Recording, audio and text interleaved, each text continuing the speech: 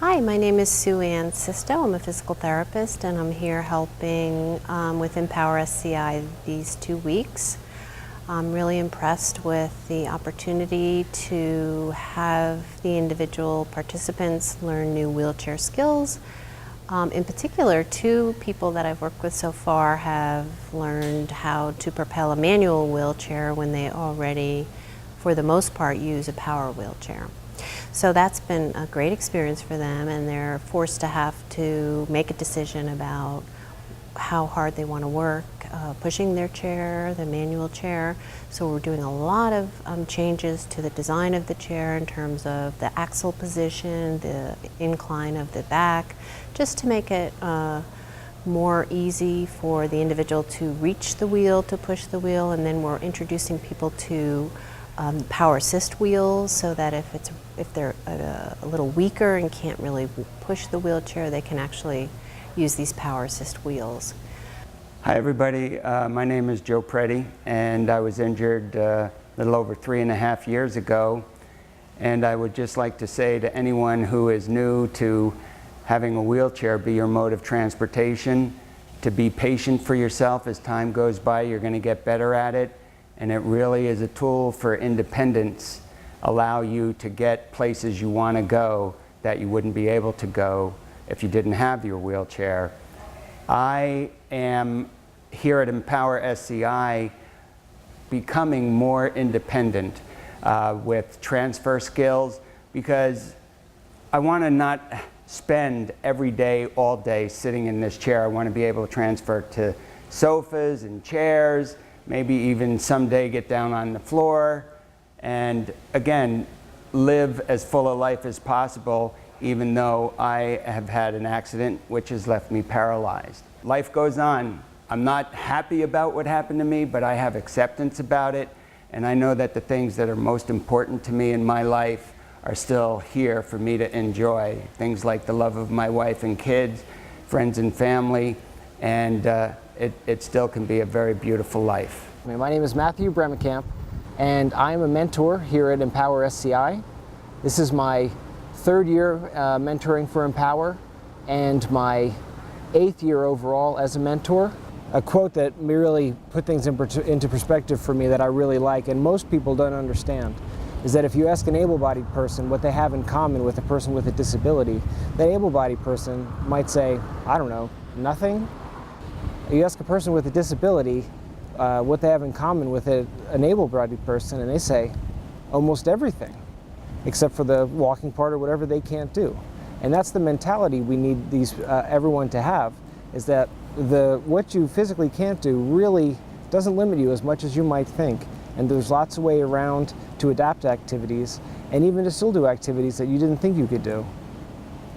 Hi, my name's Gabby. I am the rehab counselor here at Empower, and as Pam pointed out to me earlier, the only one here this year in an electric scooter.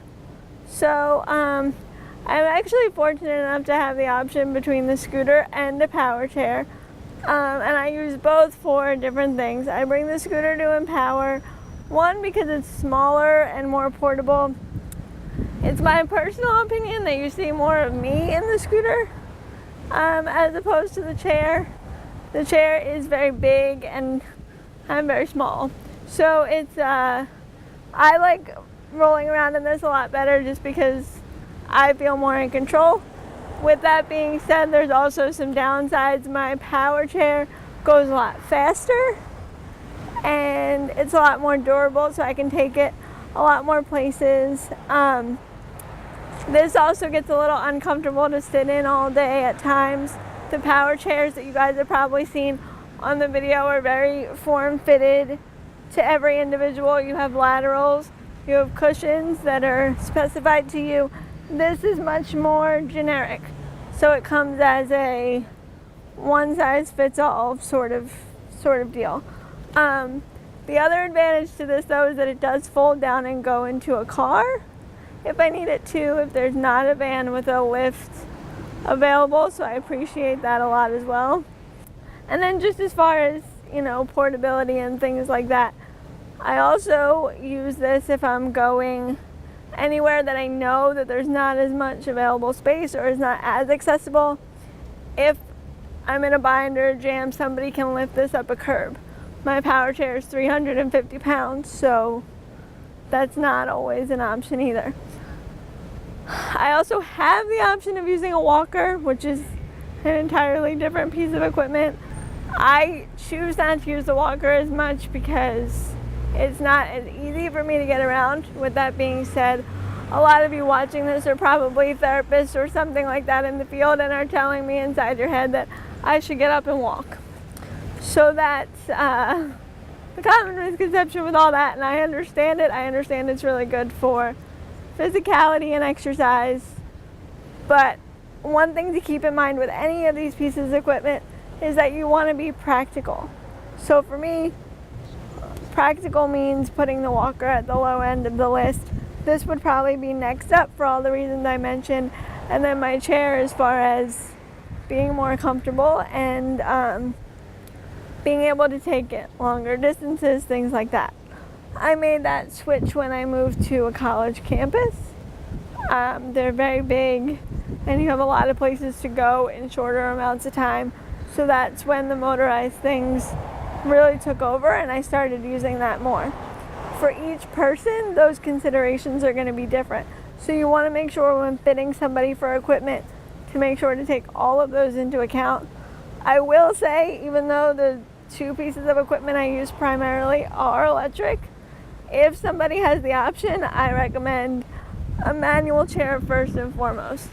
For all the reasons that I appreciate my scooter, because the manual chair gives you that mobility and it's more of you instead of the chair, if there's the option. If not, you have the other two that I mentioned for different reasons. What I love about this camp, what keeps me coming back, is that I once was a participant like many of these other kids, and I was kind of grumpy after my injury, and I really just didn't think of, I thought so many things in my life was over.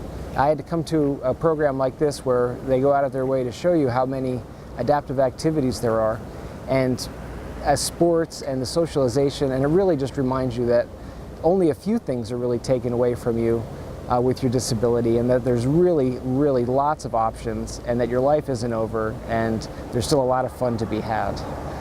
What's crucial about Empower is that regular, typical rehab in the hospital teaches you how to get used to your body and how to survive leaving the hospital. But what Empower does is teach you how to live and how to really get your life back and enjoy your life with all these different activities: kayaking, hand cycling, self-defense, yoga, meditation. We did Reiki, we did all sorts of holistic stuff. We get regular scientific therapy, physical therapy, occupational therapy, and they really cover so much stuff. It's the best of all worlds, and that's what keeps me coming back year after year.